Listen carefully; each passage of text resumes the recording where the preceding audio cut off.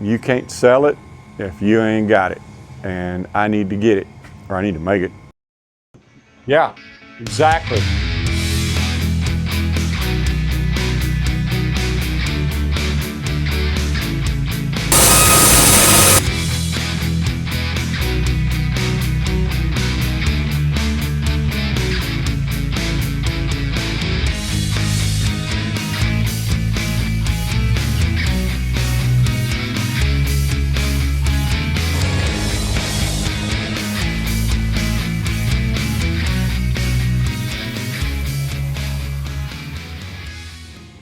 Hey guys, welcome to another edition of Sawing with Robert Milton here at Hobby Hardwood. And I'm going to have to do what a good business does, which is listen to my customers and provide a product that they want that I don't like to make. Live edge slabs with a little bit of a tweak to it because a lot of people are wanting them 1 inch thick or 4/4 or in reality 15/16 of an inch thick. They're using them for a variety of things, one of which is charcuterie boards. You know, they're also using them for furniture tabletops where they don't want to use the full 2 inch thick, epoxy, river tables, all that kinds of stuff. And typically we do our live edge 2 inch thick, but for some reason some time ago I got a wild hair and I made some that were 1 inch thick, and I basically did them because I didn't want to edge the 1 inch thick walnut boards. You know, the idea being that when you're sawing up a walnut log or any other log, you're going to have a few boards with bark on them, and I didn't want to edge them, so I just threw them on the stack. I dried them. Of course, they twisted and cupped. That's what live edge does. We fixed them up, we put them on the rack, and we sold the living daylights out of them at a hefty price tag, because since they were crooked and twisted when they dried, we had to hand flatten them. And we had to hand flatten them using, I mean, not with a hand plane or anything, but we did hand face them on our 20 inch jointer and then run them through our big flattening planer and whatnot like that. So we did have to put a little more handwork into them than I would like, but they sold like hotcakes, and I am down to just my last few.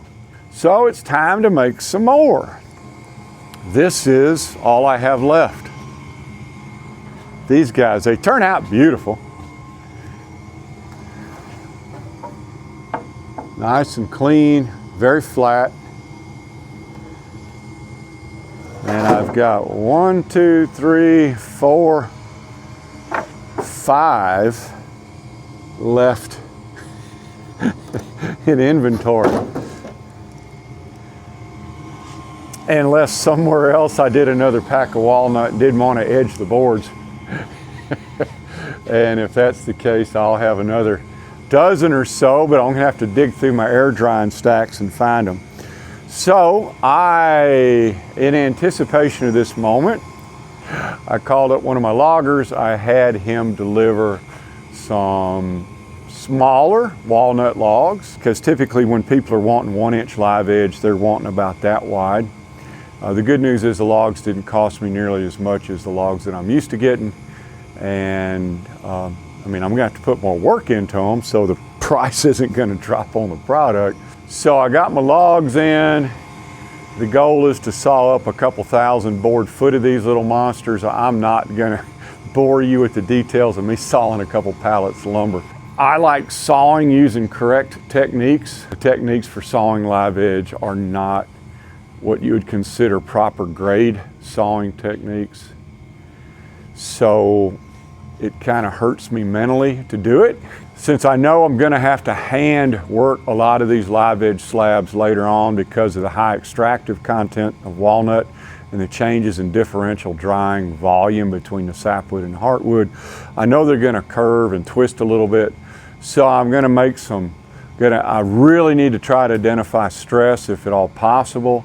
Obviously I'd want to saw so the stress is in the face plane, it's in shear.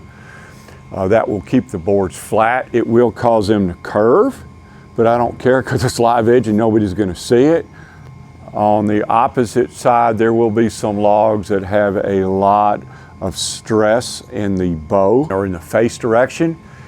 And typically, if those have a large check, heart check on them, I'm gonna try to saw them horizontal or parallel to the heart check, because if I saw them the board's perpendicular, that means that heart check's going through the boards.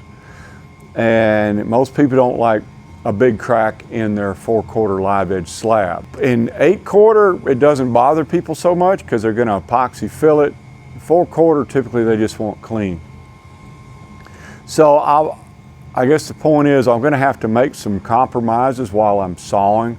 This is one of those things that kind of goes counter to a lot of things I try to preach or teach, which is, you know, try to produce the best lumber possible starting with the sawmill.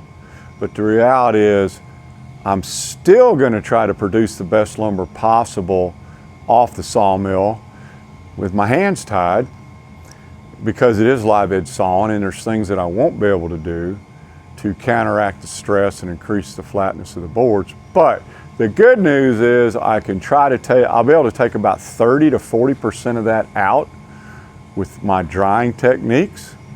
And then I should be able to take the rest of it out with our machinery. So I'm kind of excited about it to see how they sell, because from a product stream, it gives us one more product.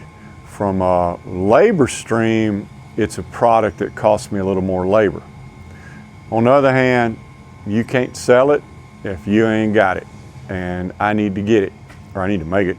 We do obviously sell a lot of other live edge slab. The thing that we always try to do, we want all our boards to be flat as possible. Notice how flat those are. And that really is difficult with live edge slabs, just by the nature of it. You have to use different techniques to try to minimize the curvature and the warp and the twist. There's only so much you can do with a sawmill because you are going bark to bark. And I'll be sawing through the pith too, which I hate doing, but I will dry those even with the pith cracks, and then we will edge those out later. Unless I can sell them with those big old cracks. I don't know, to be determined. But one thing's for sure, it all starts with walnut logs, and it all starts with the sawmill. And let's go over and let's get going on this. Chip has decided to take a supervisory role in this particular process. He's pointed himself directly at the sawmill so he can watch and make sure I'm doing everything right. And right now, the fact that he's so relaxed kind of indicates to me that he's not really worried about it, but we'll find out later. He's also kind of enjoying the sun on his rear end. I don't know if you see the way he's laying. He's a pretty smart dog. So it's still kind of cool out here, but there is some sun. So he doesn't like his face to be warm. So he's laying here in the shade, but he likes his rear end to be warm. Oh, that's warm. So he's laying out in the sun. So he's warm and cold, and that's Chip. He's a smart dog. And if you wonder, yes, he's smarter than I am, because I'm the one running the sawmill and he's the one laying in the four-wheeler taking a nap. Here's some of the logs I have. Small, generally straight. The cool thing about sawing live edge is the waste just really goes to nothing. These two slabs were taken off the last log, so typically identify the stress, decide what you can do with it, take off a couple slabs, start making drops, get the live edge off, and chuck up another log. This live edge stuff is kind of hard on the band. General rule, you don't want to use a debarker on it. The reason is because it cuts a groove in the bark, and a lot of customers do not want that. They want the bark to go face to face, and with a debarker running, it actually gives a little bit of a strip, and believe it or not, some of the customers don't like that. So live edge sawing, typically I don't use a debarker unless the log's filthy, and then you'll see me use it, or you'll see me swing it in by mistake, just out of muscle memory, But either way, live edge sawing is kind of hard on your band, so I don't expect to get a whole lot of boards out of this one before it starts to dull down. Main thing is I want it sawing straight. I really can't push the sawmill that much either, because you're going to notice how I'm clamping it. You need to cradle it. You don't want to clamp more than halfway up, because if you cut down and say you've got 3/4 of the log left, when you roll that down, the part that's to the bed is round, so when you put a clamp to it, it's going to pop up. So when you're doing live edge, you always want to try to make your drops at least through the center.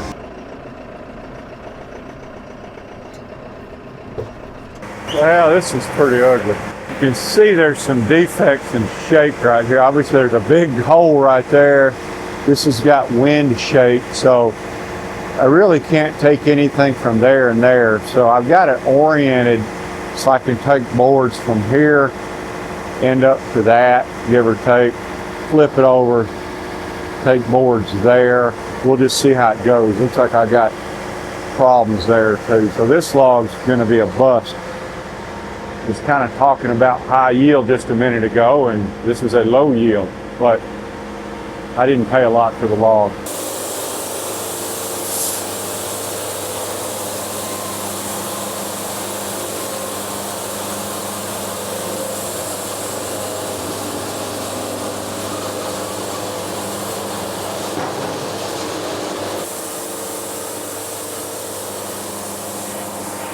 So the good news is this one's showing very little bow stress. The stress was lifted off like a carrot peel.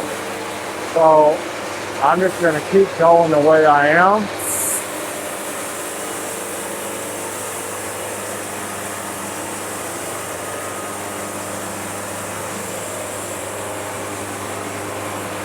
To keep going down.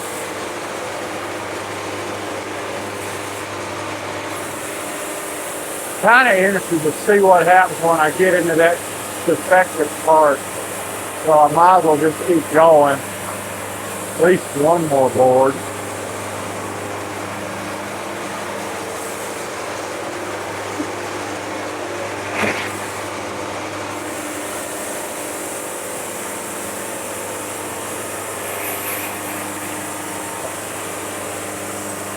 We're going to pull those back.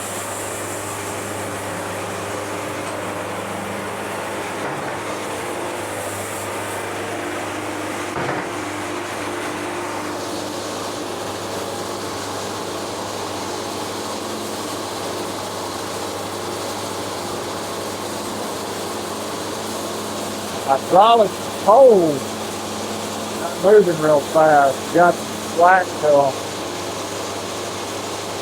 Oh well. It's cold out here. Well, what are you gonna do?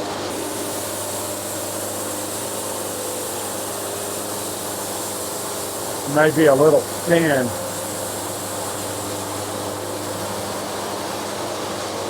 Trying to get every last usable board out of this log, so that one may have been a little thin.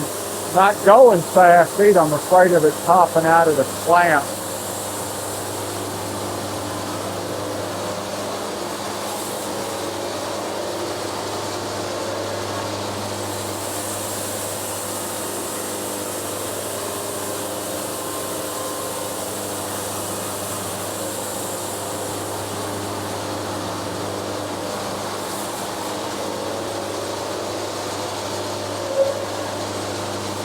Get down here and see what it looks like. Now another reason I'm not dragging anything back, I didn't drag the slab back on top, I didn't grab the flitches back, is since I know I don't have a good clamp on it, I want all the weight I can on top of it. It helps keeping it from shifting when I'm sawing it. And the board return on an LT70 is more than strong enough to bring that back. Last one, now I'm going to have to drop my backstop because I left them up a little bit to try to keep the logs from rolling, sliding. go down, nudge it with a clamp, get this last forward. I like to go well past halfway when I'm sawing live edge, but just because it may pop out of the clamp, but this is the reason I'm leaving that several hundred pounds of wood on top of that cut, so I don't have to worry about it loosening everything up.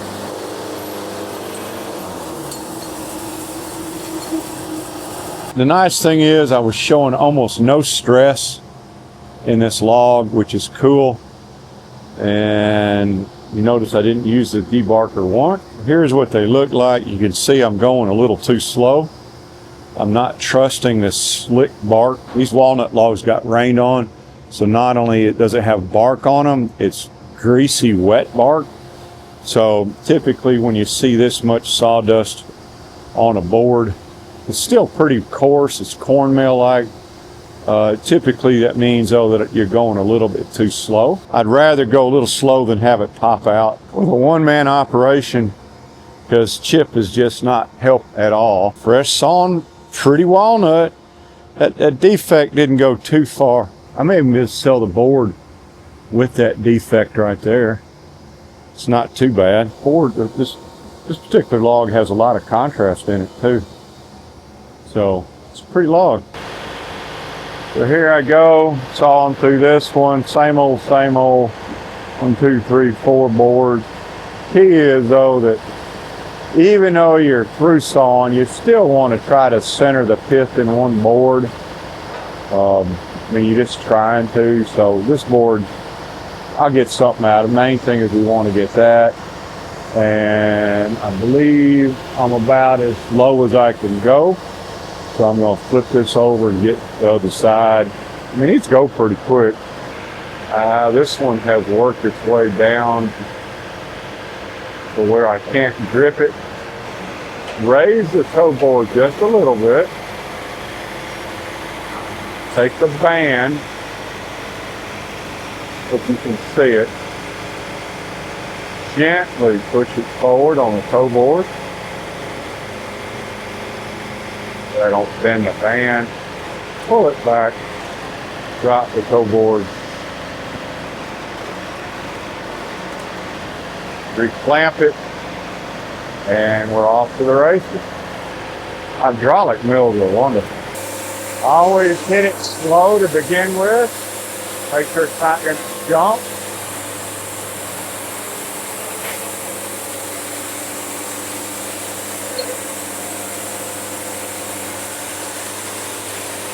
You just want to be careful on your impact. You don't want the band to catch, cause the half log to jump, especially on these little bitty guys.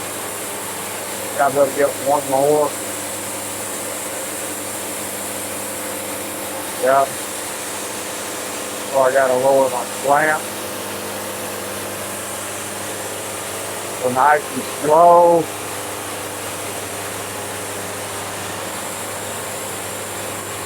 Drop the backstops all the way. Now, I've been really careful. There we go, it didn't jump, that's good. Basically, if you hit it too hard and too fast, even with the weight of all the lumber on top of it, you'll cause it to jump up and land on the backstop studs, and you'll have a tapered board. That kind of is not what you want to do. Nice and slow, a little too slow, and get sawed. No big deal.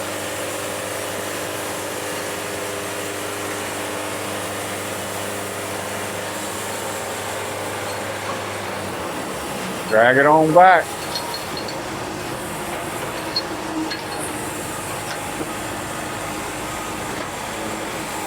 And let's get a new one on there. I mean, that's pretty easy. The cool thing about sawing live edge is there's very, very little waste, and everything else goes into boards. I noticed I've got must have hit something. I got a tooth that's acting up. You can see it where it's spilling sawdust, so I just checked it. But definitely I hit something in the bark of one of those logs. You can see that? It's causing that tooth to get out of whack. Let's get him a little butt rolled on there. Get him lined up the way I want it, right about there. Let's raise the clamp. Don't go over halfway. Come on down, right there, boom. Loader arms are dropping, head's coming back.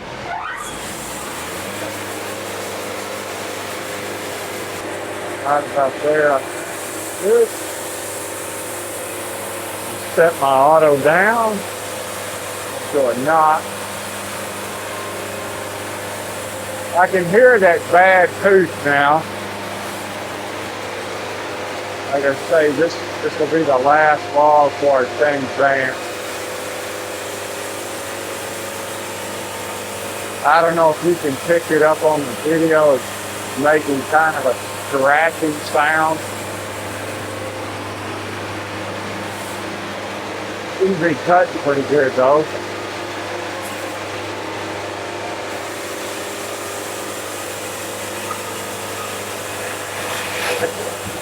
I can definitely hear it. I've got this noise canceling on this microphone I'm wearing. So a lot of the stuff that I hear, I doubt you do.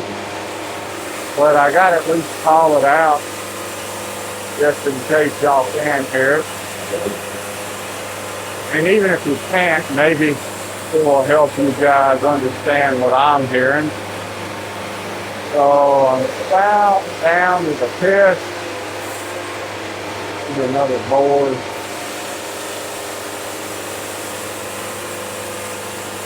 One of the videos I gave as a tip, always put your clamp lower than your backstop. The reason you do that is when you're just hogging some boards like this, you don't want to have to keep looking at your clamp. Make sure you're going to not run into it. Kind of slow there. You want to, all you really need to do is watch your backstop. As long as your backstops are good, then your clamp is good. Now I could take another board or two, but I don't want to, because remember, I want the other half of the log when I flip it over to be heavy enough hold everything down while I'm clamping. Hold everything down in case I can't get it to the clamp. See how this one looks. This one may be a little bit too thin. I don't know. Widen up. I'm looking for the log half jumping at all. Not seeing it. So that lets me go through a little faster.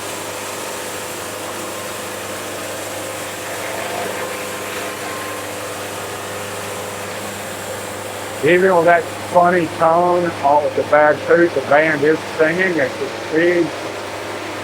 You probably can't hear that either. Nice and slow on the impact. Ooh, got some bark. Get some away. Do one more cut on this side.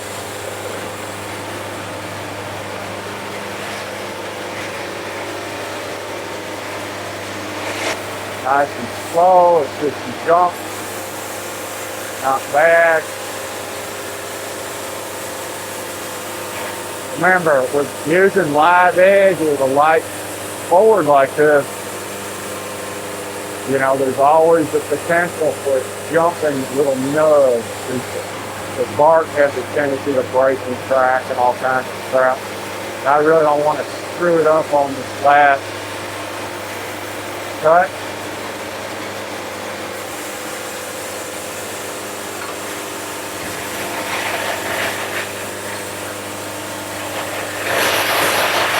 All right, we got this one.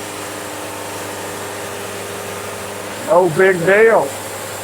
We drop the head all the way down and just simply bump everything forward so I don't have to drag them by hand. You get this out of the way again for visual effect. There we go. These sure look nice. All I got to do is put a little green wood end sealer on the ends, keep them from cracking. I'll do that. I got another one or two I got to saw up. I hope some of this is useful to you. Like I say, there's a lot of ways to skin a cat. Not that I'm advocating skinning a cat, that's a phrase, right? Please don't send Sally Struthers on me.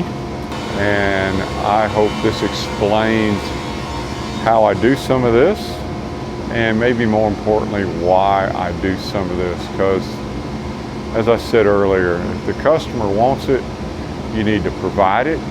So basically on this video, the thing I'm trying to get across is just do the best you can. Put what you've learned, put what I've showed you, put what you know, which may be a whole lot more than what I know.